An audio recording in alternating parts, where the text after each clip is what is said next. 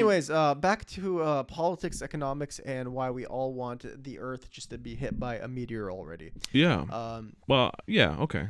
Well, I was trying to defend. I was like, well, I don't want that, but then I was trying to come up with a valid reason why I don't want that, that's and nice, I got nothing. I got absolutely nothing. Eternal sleep sounds great sometimes. Yeah. Yeah. Don't. Well, let's start with what do you want to start with? Let's start with the Seattle news. We got two pieces of Seattle news. Let's go for a little local here. Yeah. So we promised this was going to be a Pacific Northwest podcast, and then we literally have never once talked about local news. But there's not much that happens, Yeah, at least nothing that people in our listener in Belgium or whatever cares about. But two things have happened.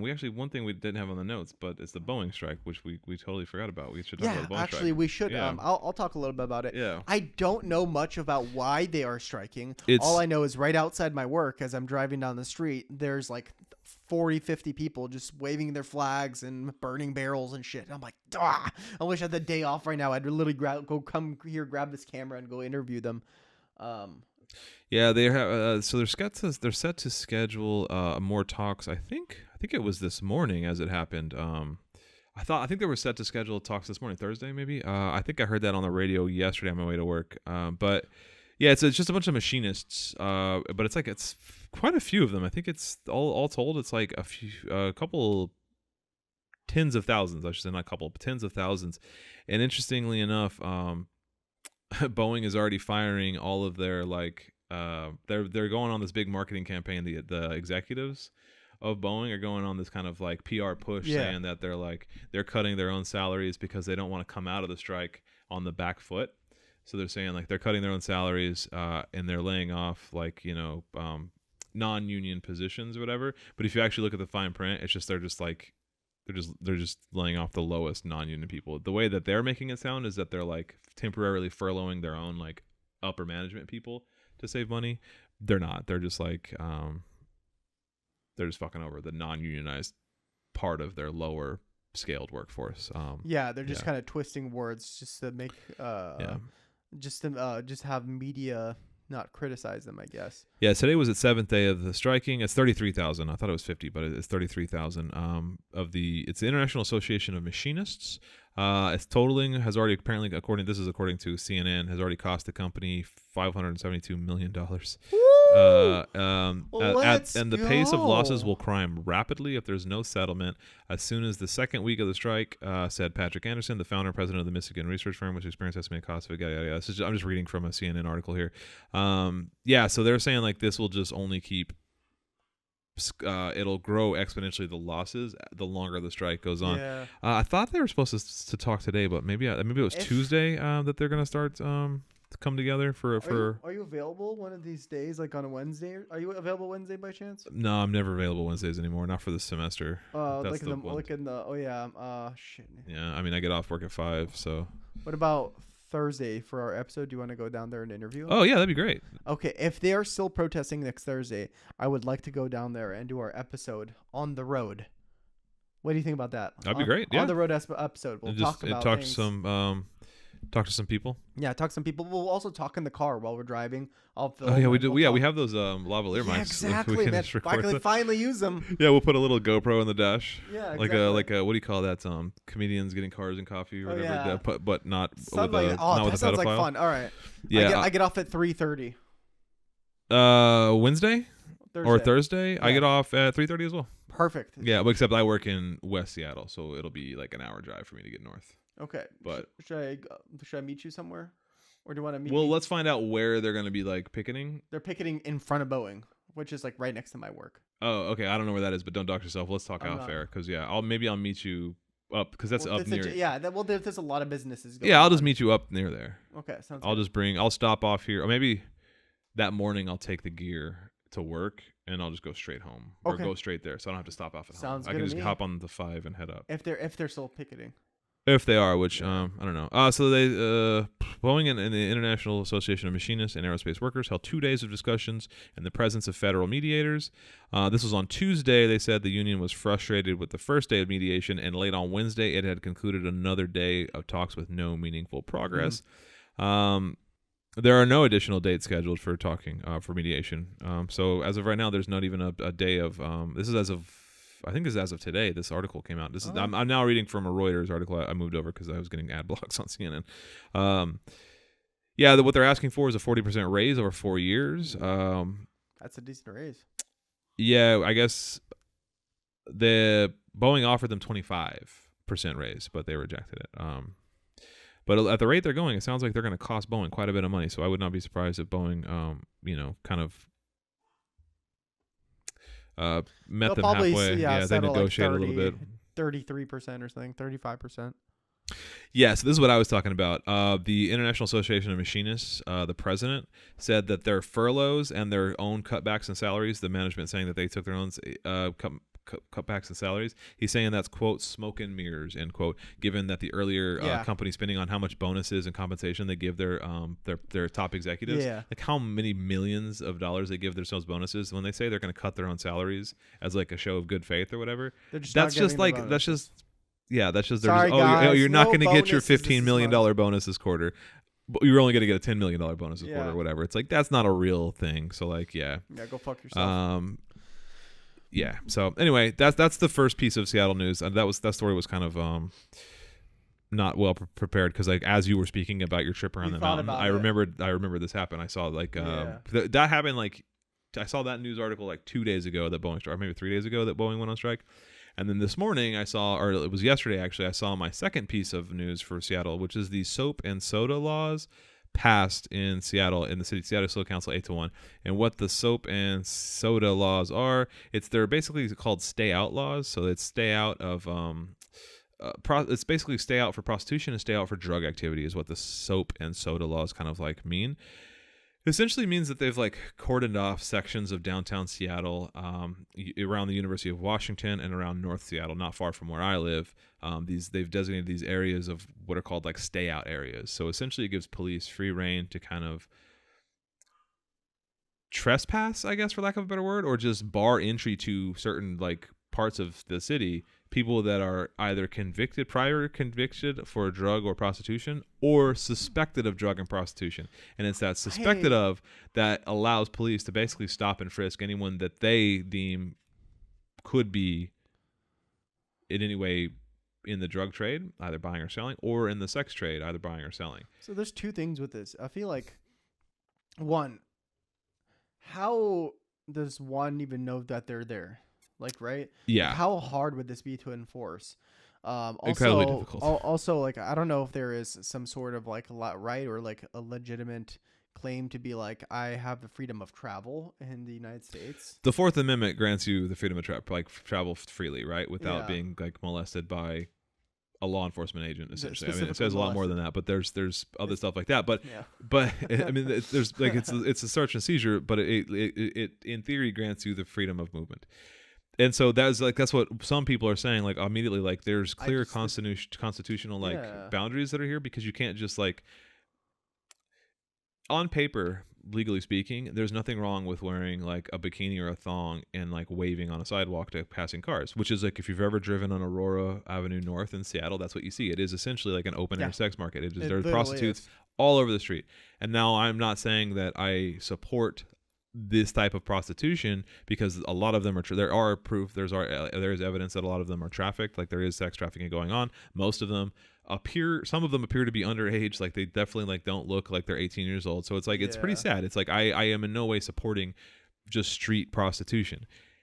However, legally speaking, it's not against the law to wear a bikini and wave to cars on a public sidewalk, right? You're on public property. You have freedom of expression in this country. The First Amendment allows you to wear whatever you want in public within decent exposure laws reasoning. So like you can't then say I find you guilty or suspected of prostitution, and then you can't then be like shoved off and just like arrested or moved somewhere else. And here's the fucked up part is this: if violation of these soap and soda laws come with a year in prison and like I think a $5,000, I think $5,000, 364 days. I think it's actually 364 because there's like if it's a year or more, that would be a felony, but it's technically a misdemeanor, so it's 364 days in jail and Wow. a $5,000 fine. God, man. So they're basically like heavily like criminalizing drug use Yeah. and suspected prostitution, and this is going to This wreak is havoc. their way to end homelessness. Yeah, it's No, like, not the end homeless. Jesus, this is their way to kick the can down the road. but like, where are they going to go? That's the thing. It's like, yeah, I don't disagree that in these neighborhoods,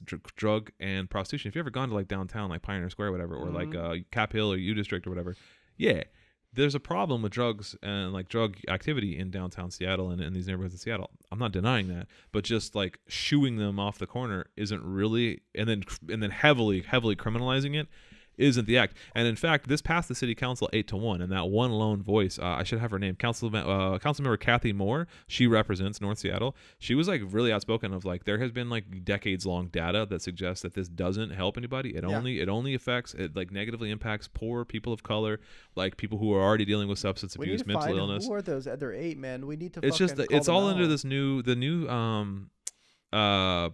fucking not district attorney. It's the city prosecutor. Like the new city prosecutor in Seattle is like a huge like law and order person, and like that's the direction. Of course. That's the direction they're taking this. Anyway, I just wanted to bring this out. If you don't live in Seattle, this won't fucking mean anything to you. It will because hear me out.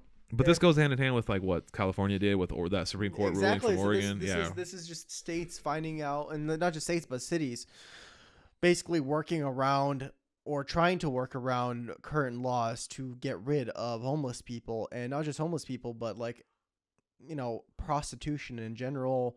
But my one of my biggest problems with this is what the fuck constitutes or gives the cop power to be like, this person did this. Yeah, well, here, this listen to this can be quote. Such an abusive amount of power that they have, because if you're stopping, first of all, is stopping and frisking not illegal? Is that, I'm pretty sure that shit's illegal. No, it is. It's a Fourth Amendment violation. Okay, like, yeah. So if they don't know who this person is, they can't stop and frisk them, right? So how the hell would they know if they have a prior conviction? It's a circular logic. Yeah, it's like, you don't have to give your ID. 100%. You don't have to give your ID to anybody to prove who you are if you have not done a crime, if you have not committed a crime. Yeah. So if you have not committed a crime, and that's the thing is like it's a pretty slippery slope, because if you're just standing on a street corner wearing a bikini, that's not committing a crime. But therefore, this is a problem for other people in other cities in the U.S., because if this does somehow take control and it does somehow work by kicking homeless people out of the city, other cities are going to be like, that's what we need to do. Yeah. And this could be coming to your town. This could be coming to your city soon enough. But I really think the state court might shut this down, or this might be going all the way to the Supreme Court. Yeah, I would imagine like the first person who like gets, because the ACLU has already been watching this. The ACLU of Washington previously sent a letter to the Seattle City Council warning that the ordinance would, quote, not only cruelly target our most vulnerable populations and expand police powers to harass our neighbors, end quote, but also that the proposals would criminalize poverty and substance use disorder, which is true. And then the ACLU also, you went on to say that it has, quote, serious constitutional concerns, end quote, which is kind of what you're talking about. It does. It's criminalizing an appearance of crime rather than crime itself. It's kind of like the whole thing is like, your car smelled like weed, so now I have a probable cause to search your car. Except that's been overturned. I think certain circuit courts, certain district courts have also now kind of gone back on that, of which, because that used to be the thing, is the cops would just say, pull you over, and whatever they thought, they could just say, I smell an odor, and that just gave them probable cause. What I'm saying is, you look like a prostitute, so now there's probable cause. But hold on. So the problem is that in states that have legalized weed, circuit courts and district courts have now ruled that like the smell of odor of marijuana is no longer probable cause anymore. If it's legal to go to a store, buy weed, and take it home to smoke it, then therefore a cop pulls you over and smells weed, you say, okay, so what? It's legal. And then they say, no. So that's saying I smell an odor of marijuana is no longer PC to search a car. Yes. So that's where this in a state where it's legal, it's not legal everywhere. But like it is always legal to wear a bikini on the street or to be on the sidewalk, public sidewalk, right? So that's what I'm saying. Like you can't criminalize first and fourth activity. I know, but they can lie. That's all I'm saying. Yeah. Is like there's nothing stopping them from being like, I saw her talking to a person in a car, and that leaning over the car in a bikini, and that gave me probable cause to be like, that is a prostitute. Yeah. that is not only illegal, but now illegal in a sense where you're literally going to get prosecuted by the law by getting stuck in jail for 364 days. Yeah, but God here's the knows thing. what fine. I think the first time that happens, the person needs to refuse. So cop walks up to you. The first thing they always say is, "I need to see your ID." And you say, "For what crime?" And they say, "For prostitution." It's like, "I am just standing here on the sidewalk. That's not or that's not suspicion of a crime." They refuse. They get arrested for refusing to ID, and then that's when you basically either sue or fight those charges. And that's when it would, I think the first time that happens, it goes to the Supreme Court, or at least it goes up to like the Court of Appeals, the Washington Court of Appeals, the District Court, and then like, it could potentially make its way up to the Supreme Court case of like, because this is very like just vagrantly obviously unconstitutional of It just is, like you you cannot do can't just this. walk up and ask people, show me your papers. There's no like show me your papers law. In the same way, I don't think they can branch off certain districts. And if I find those images, I'll post them later to give you an idea what those districts look like. Yeah, I You guess can't that's fair. We might as well bring them up. Yeah. You can't branch off districts like this and be like, this place Arbitrarily, you're not allowed. yeah, It's almost like segregation. It's like, in a way. it's essentially just like a weird redlining style of like where like you just, I don't know, it just feels very strange of like It was in the other article.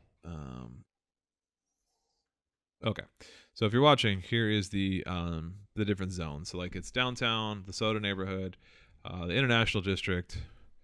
I guess this is just Ann Davidson, city attorney. Yeah, that's it. She's the city attorney. I don't know what I called her last.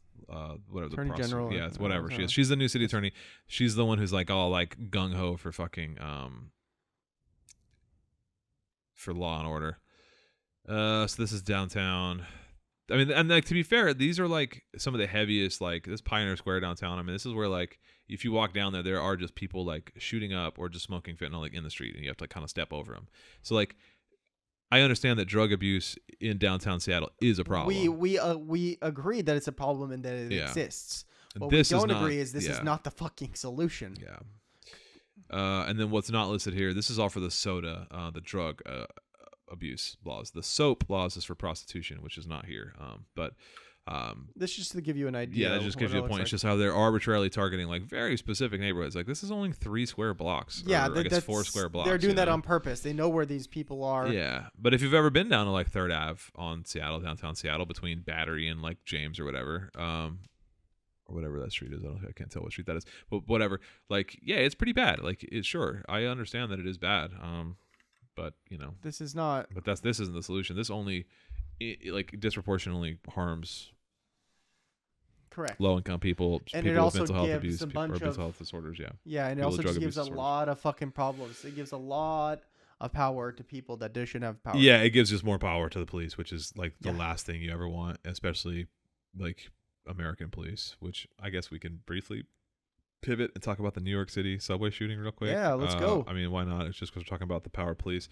Anyway, that's fucked in Seattle. We'll see how that goes out. It has it was passed I think Tuesday morning or Wednesday morning. It was passed early this week. It's going to go to the mayor's desk for signing, which by all accounts he will, and then it'll go into effect 30 days after he signs it. So it'll be in effect mid-October, give or take.